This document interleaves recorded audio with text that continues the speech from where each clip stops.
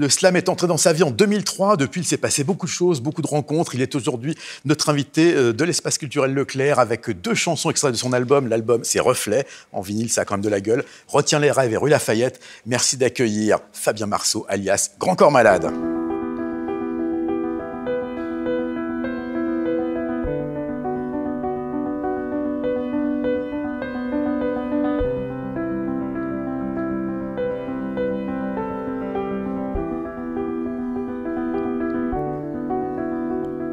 J'ai rêvé.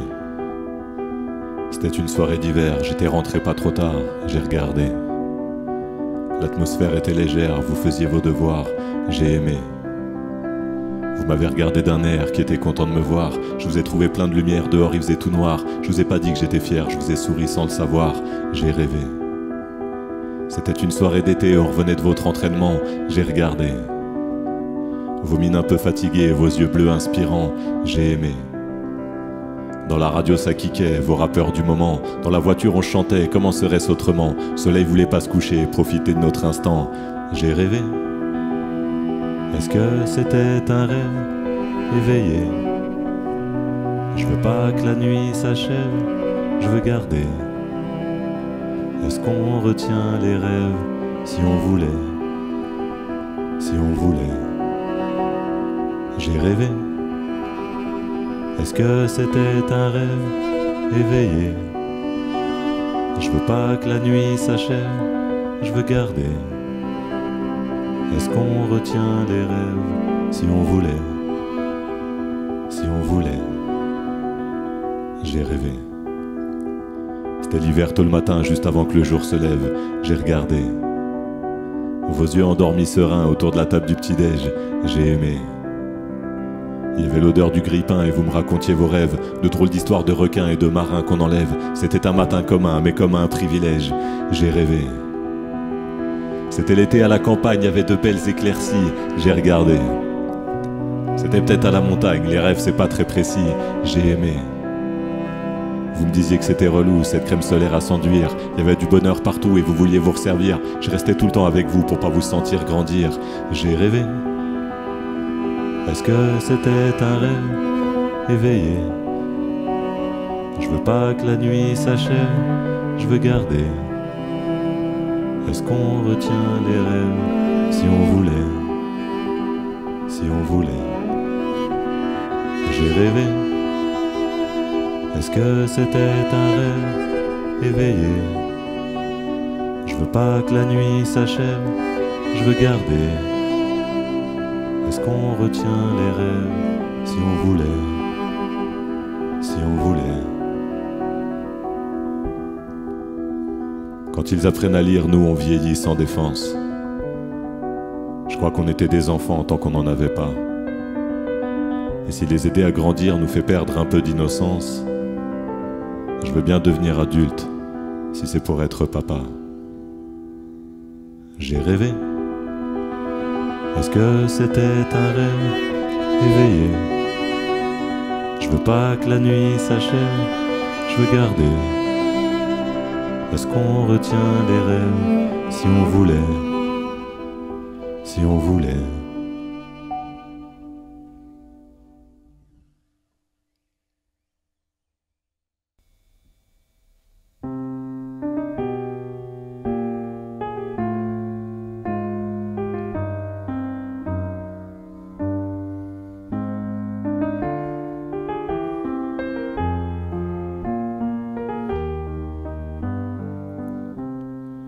Je suis au volant seul dans la nuit, la pluie est fine sur le trottoir.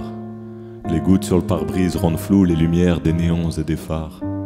C'est le mois de septembre à Paris, c'est la fin de l'été, des jours de fête. Un piano pleure dans ma radio, je m'arrête au feu rouge, rue Lafayette. Je regarde par la vitre sur le côté, un café est encore ouvert. Sous le store, un couple est attablé, serrant dans la main leur dernier verre. Le dernier verre de leur histoire. Leurs 2 visages ne trompent pas. La dispute touche à sa fin. Moi j'arrive juste pour le résultat. Les rancœurs, les amertumes et pas mal de choses reprochées. Le serveur sort pour encaisser, mais le pauvre n'ose même pas s'approcher. Tant il voit les mains crispées, les traits tendus, les yeux mouillés. Ils avaient des envies, des rêves. La pluie semble avoir tout rouillé. Il pose la main près de la sienne. Elle la regarde les yeux baissés. Cette main qu'elle a si souvent tenue, caressée et embrassée. Cette main qu'elle connaît par cœur, qu'elle a sentie sur tout son corps. Elle la regarde sans dire un mot, comme pour admettre leur désaccord. Ils connaissent cette situation, ils espéraient ne pas la vivre. Des couples se font et se défont, ça c'est écrit dans tous les livres. Les projets de vie à deux s'envolent, les belles histoires d'amour s'arrêtent. Je l'ai vu un soir tard, sous la pluie, au feu rouge, rue Lafayette. Il repense à leur rencontre, c'était à quelques rues d'ici, dans un autre café. Il l'avait abordé au comptoir et au culot, elle lui faisait tellement d'effet. Quelques verres plus tard, quelques rires plus tard, ils s'étaient finalement dit au revoir. Alors ils se sont revus dès le lendemain, pour démarrer la belle histoire. Un resto, un cinéma, une balade sur les quais et une première nuit chez elle. Un petit déjeuner au lit après l'amour, et comme l'amour donne des ailes. Il lui a dit tout ce qu'il ressentait, même si c'était certainement beaucoup trop tôt. Elle lui a fait un sourire absolu, et il n'a jamais regretté ses propos. Il a proposé le premier voyage, c'était au mois d'avril, au Baléares. Elle a proposé le premier appartement, c'était au mois de septembre, rue Rochechouart. Des amis communs, des souvenirs communs pour une passion pas commune. Des projets communs, des espoirs certains, mais ce soir, que des rancunes. Il pleut encore sur le trottoir, le serveur amène l'addition. Le mec insiste pour payer, elle ne lui prête même pas attention. Il reste là sans parler, redoutant le moment de partir. Se lever là, c'est accepter la fin, et ils ne savent pas comment finir. Je les regarde en me disant que j'ai peut-être extrapolé. C'est vrai, elle avait bien les yeux rouges, mais ils se sont peut-être juste engueulés. J'ai sûrement trop d'imagination, mais je pense déjà que leur tête-à-tête pourrait très bien me faire une chanson. Le feu est vert, rue Lafayette.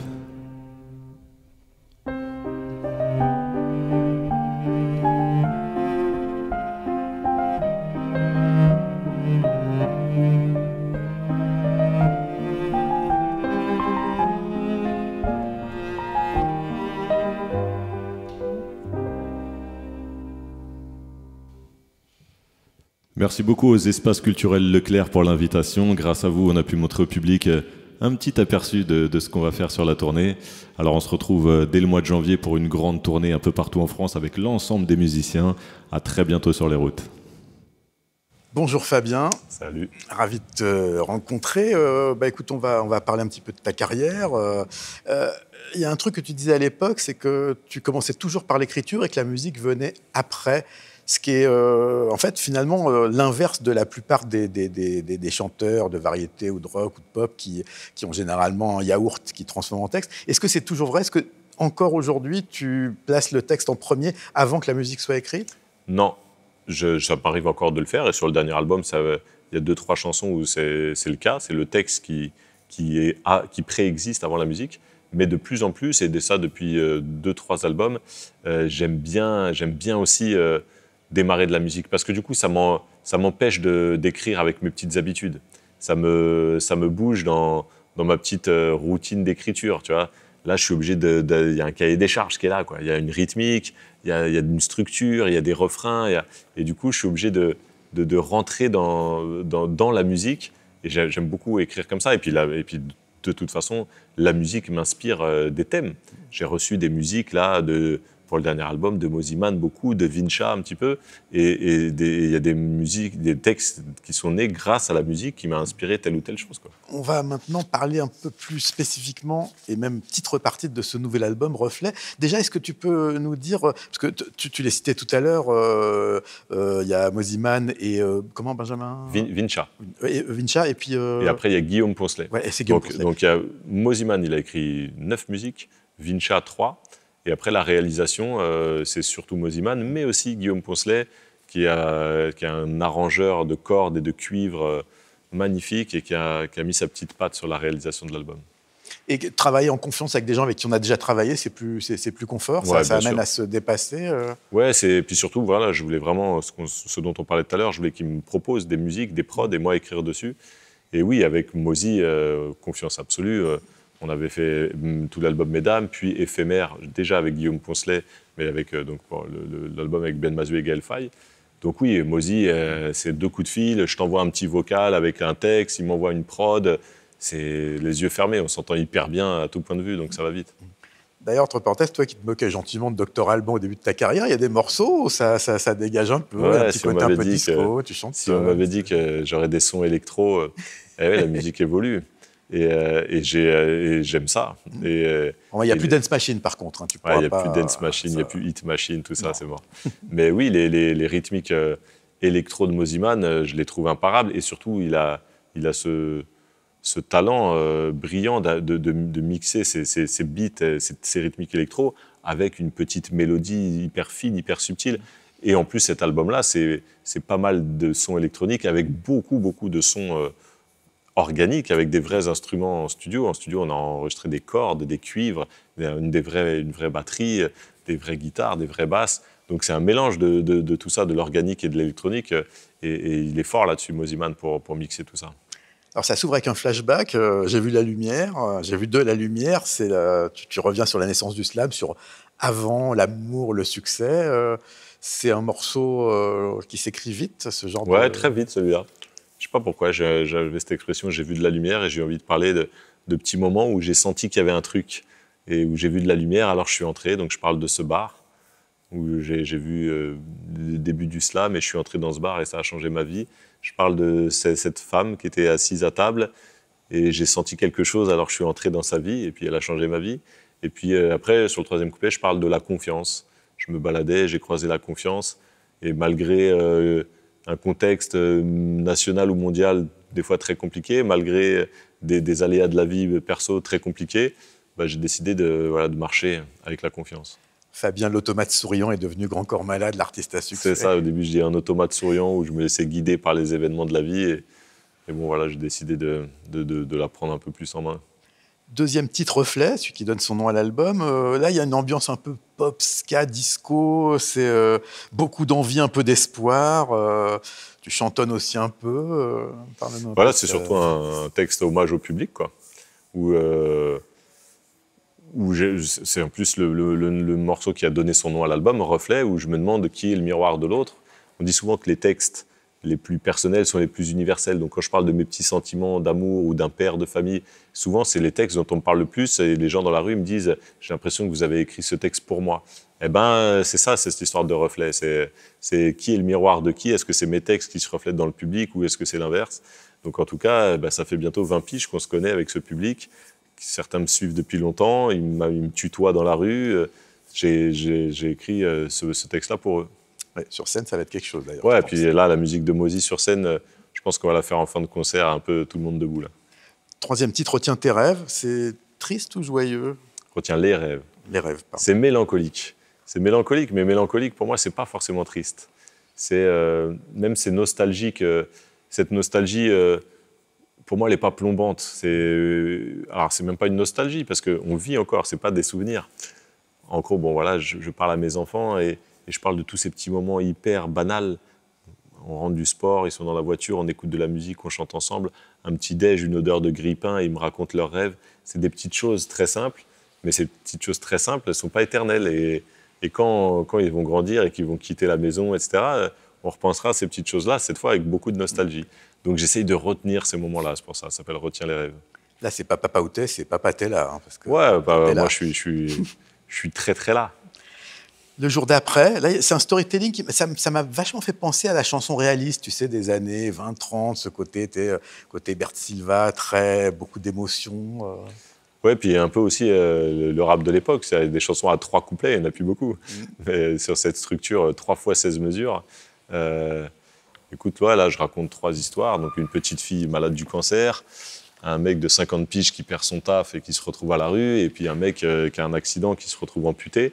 Donc ça part évidemment de 3 drames absolus. Et puis voilà, l'idée c'est comme je dis dans le premier couplet, patience et courage, lui disent ses parents. Donc patience et courage, moi, c'est des mots que j'ai beaucoup entendus. Et c'est ce qui te sert à résister et à voir la lumière. Les héros obligés, comme tu dis. Et à regarder le jour d'après. Voilà. Et surtout, c'est pour en arriver à cette petite conclusion où je parle des héros obligés, des guerriers imposés. Voilà, j'avais déjà utilisé cette expression, je crois, dans mon livre Patient, parce qu'évidemment, je fais un peu allusion à moi sur le fait de ne pas avoir le choix parce qu'on a eu un accident de parcours, mais je parle aussi de tous ceux que j'ai vus, parce que du coup, vu mon parcours, j'en ai croisé des gens en galère, j'en ai vu des drames de la vie. Et du coup, ces gens-là, je les vois vraiment comme des héros. Mais ils n'ont pas le choix, ils n'ont pas choisi d'être des héros. Si pour se lever le matin, il faut déjà une bonne paire de couilles, et je parle même des femmes, hein, et un putain de courage pour affronter la vie, parce qu'il y en a, chaque minute du quotidien est un combat. Et donc, c'est des héros. Ils n'ont pas choisi de l'être, c'est des héros obligés, mais c'est vraiment des héros. Et je voulais leur rendre hommage. Autoreflet, un peu poète, pas vraiment écrivain, presque rappeur alors? Un peu tout ça. On le sait, on en a déjà parlé ensemble depuis longtemps. Je ne suis pas un grand fan des étiquettes. Moi, j'ai toujours dit depuis le début, et ça a été un peu compliqué à expliquer aux journalistes, que mon premier album, ce n'est pas un album de slam, parce qu'un album de slam, ça ne veut rien dire. Parce que le slam, c'est a cappella, et c'est du live, c'est face à un public. Un album, moi, il y avait de la musique dessus, donc ce n'était pas a cappella et ce n'était pas du live. Donc un album de slam, ça veut rien dire. Après, évidemment, c'est facile de dire il fait du slam, et on a un peu catalogué ça en disant le slam, c'est un mec qui parle sur de la musique. Mais c'est un peu plus compliqué que ça. Et du coup, voilà, moi, des fois, on m'a dit, mais en fait, tu fais un peu de rap. Parce que quand le tempo, il est un peu rapide, en fait, tu parles, on dirait du rap. Bah ouais, moi, ça me va très bien. Mais en fait, c'est quand même de la chanson. Bah ouais, c'est de la chanson aussi. Moi, à partir du moment où il y a un texte qui est sur de la musique, et avec des musiciens autour, et bah ouais, je suis chanteur. Donc voilà, c'est un peu écrivain, un peu auteur, un peu chanteur, un peu poète. Je sais pas trop, mais on est là. D'ailleurs, la fin un peu abrupte m'a fait penser à Demain c'est loin, le côté genre... Ouais, c'est ça. D'ailleurs, ouais. on va reparler parce que ça revient aussi allusion, sur le morceau 8. Je serai là, chanson d'amour. Chanson d'amour, du coup, j'ai fait éphémère avec Ben et Gaël. J'avais pas forcément parlé d'amour là, en tout cas pas le plus perso. Avant, j'ai fait 10 duos avec des femmes, j'allais pas non plus parler de mes sentiments de manière perso. Donc voilà, il était temps que je réécrive une chanson d'amour sincèrement, en trouvant toujours... les chansons d'amour, il y en aura toujours. Après, le but, c'est de trouver un angle d'attaque un peu inédit. Et alors, après la chanson d'amour, bam, rue Lafayette, la chanson de rupture. Eh ouais, la chanson de rupture. Mais ça va, c'est pas la mienne. C'est juste... C'est une vignette, vraiment, c'est quelque chose, on a l'impression que tu as vraiment écrit, enfin, je pense que c'est le cas, sur ces quelques secondes que tu as captées comme ça depuis une voiture rue Lafayette. Le temps d'un feu rouge, c'est ça. Je suis dans la nuit, au volant, seul, il pleut, on est au mois de septembre, j'arrive au feu rouge, je regarde, et là, sur le côté, je vois un couple attablé sous le store, la dernière table encore occupée d'un café qui a envie de fermer, et je vois que ça se passe pas bien entre eux. Et je vois qu'ils sont ensemble, mais peut-être plus pour longtemps. Je vois une engueulade, je vois des yeux rouges, je vois des mains crispées. Et voilà, et pendant 30 secondes, je les regarde jusqu'à ce que le feu passe au vert. Et voilà, c'est ces 30 secondes-là qu'on donnait 3 minutes 30 d'une chanson qui s'appelle Rue Lafayette. C'est marrant de savoir où ils en sont aujourd'hui, mais peut-être qu'on ne le saura jamais. Je ne sais pas où ils habitent, je ne sais pas si je vais les retrouver un jour. Si jamais ils se reconnaissent. Si un jour vous étiez à 2 doigts de la rupture, à 1h du matin rue Lafayette, contactez-moi et dites-moi ce que vous êtes devenus. Et c'est aujourd'hui que ça se passe. Alors là, on a la ref directe à Demain c'est loin que tu cites. C'est une inspiration aussi, justement, d'entendre comme ça d'autres textes. Ça peut nourrir une écriture Bien sûr.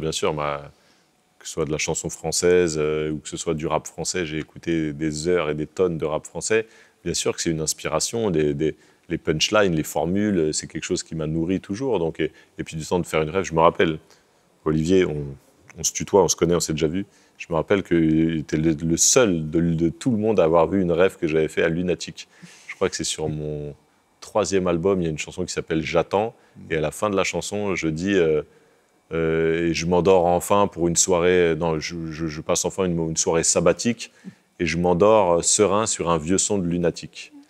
Et toi, tu es le seul qui m'avait dit ça, tu as fait une ref à Lunatic qui avait écrit « J'avale une bouteille et je m'endors avec du Wu-Tang ». Et donc, je me rappelle, tu me l'avais sorti sur une interview à la FNAC, on était ensemble. Et du coup, bien sûr, des petites refs de classiques. Et Demain c'est loin, classique parmi les classiques, peut-être... L'ultime classique du rap L'ultime, peut-être la plus grande chanson du rap français. Et ouais, elle est forte, cette phrase « Demain c'est loin ». Et comme j'avais envie d'écrire un hymne au présent sur le fait qu'il faut arrêter d'attendre pour faire les choses, pour s'engager, pour dire, pour être heureux, voilà, c'est cette urgence de vivre maintenant. Du coup, forcément, je pense à Demain c'est loin, quoi. Chanson 9, alors là, tu plombes l'ambiance avec 2083, Ouais. Une espèce de retour vers le futur avec ton petit-fils, une espèce de conversation sur le monde qui se barre, qui s'est barré en couille. Tu crois encore à la possibilité de faire marche arrière sur tout ce qui se passe Écoute, c'est pareil, ça revient à la chanson d'avant, c'est aujourd'hui que ça se passe. C'est ce que me dit mon petit-fils. Mon petit-fils, il m'écrit depuis l'année 2083 et il me dit, les amis, je vous écris parce que là, en 2083, le monde, il n'est pas beau à voir. Donc, vous, en 2023, faites quelque chose, c'est maintenant. Hein. Donc, évidemment, je n'ai pas écrit au hasard. Hein. Je me suis renseigné, j'ai lu, moi, les rapports du GIEC, j'ai parlé à des spécialistes. Et malheureusement, cette chanson, elle n'est pas complètement délirante. Tout ce que je raconte dans cette chanson, il y a vraiment des chances que ce soit ça qui se passe dans 50 ou 60 ans.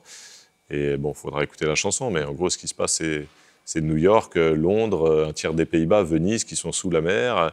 C'est des pays entiers d'Afrique qui sont recouverts par le sable. C'est 60 degrés l'été dans pas mal de pays. C'est plein d'espèces qui n'existent plus. Donc, et puis, c'est la guerre partout, parce que forcément, les exodes liés au climat, eh ben voilà, ça crée des tensions partout dans le monde. C'est pas très optimiste, mais en même temps, c'est difficile de l'être sur le sujet, quoi. Donc, en tout cas, je te disais tout à l'heure que je suis pas dans ma bulle, loin de tout.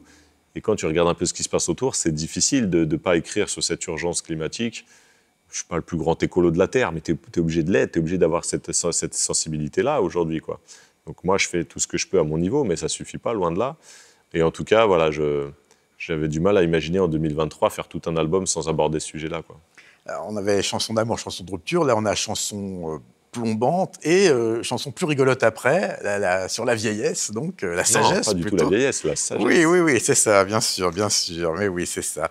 Avec le fameux, tu reviens sur cette fameuse antienne « C'était mieux avant », qu'on entend dans le rap, dans un peu tout à peu près. C'est plus léger, c'est plus facile à écrire un morceau comme ça, un petit peu rigolo, un petit peu détente. Ouais, puis surtout, moi, je le prends comme ça. C'est-à-dire qu'en effet, je me sens vieillir. Moi, quand j'ai commencé les tournées, j'étais le plus jeune dans le tourbus. Hein. Que ce soit les musiciens ou les techniciens, c'était moi le plus jeune.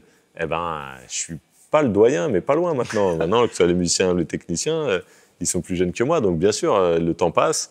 Et je me rends compte, notamment grâce aux enfants, qui te font un petit coup de vieux, parce que c'est eux qui ont la ref maintenant. Ouais. C'est eux qui savent les nouveaux rappeurs, les nouveaux youtubeurs, les nouvelles expressions. Et du coup, grâce à eux, ou à cause d'eux, je sens que j'ai pris un coup de vieux. Donc, mais en tout cas, ça m'amuse plutôt. Donc, je me suis pas forcé à en faire une chanson rigolote pour pas plomber le moral. Ouais. Non, ça m'amuse plutôt. Je le vis plutôt bien, ce délire-là. Toi, tu étais Michel Palareff, en fait. Ouais, Michel Palareff, exactement. Mais en fait, tu sais, moi qui ai 15 ans d'avance, je peux te dire 46 ans, c'est jeune, en fait. C'est ça. Bah, écoute, on est toujours le jeune de quelqu'un. Exactement. On arrive vers la fin. Deauville, là, c'est là aussi presque chanté, une petite ambiance. C'est du vécu, Deauville ? Ouais, tout est vrai. C'est une chanson d'amour, mais électro. C'est-à-dire que ça me faisait rire de faire une chanson d'amour qui parle de rencontres et d'amour naissant, etc., avec du vécu, mais hyper rythmé, où une fois de plus sur scène, celui-là, je pense que ça va être bien festif, avec des cuivres qu'on voit derrière et tout, et un gros son électro.